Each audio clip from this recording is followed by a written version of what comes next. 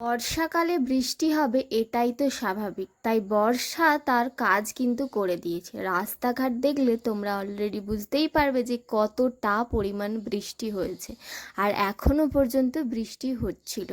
কিন্তু কাউকে কথা দিলে তার কথাটা তো রাখতে হবে। তো আমাদের ছিল লোকেশন বুকিং, তাই আমি আর দিদি বেরিয়ে পড়েছিলাম আমাদের লোকেশনে যাওয়ার জন্য। এই দেখো রাস্তার কি অবস্থা।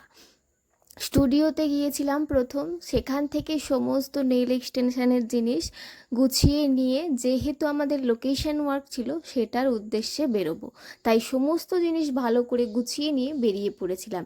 এই লোকেশনটা দেখে তোমরা জানিও এটা কোথায়, কমেন্টের মাধ্যমে। পৌঁছে গেছিলাম আমাদের লোকেশানে, সেখানে গিয়ে একটু ওয়েট করতে হয়েছিল কারণ পিয়ালিদি খেতে বসেছিল। তারপর উঠে আমরা বসে পড়েছিলাম আমাদের কাজ করার উদ্দেশ্যে।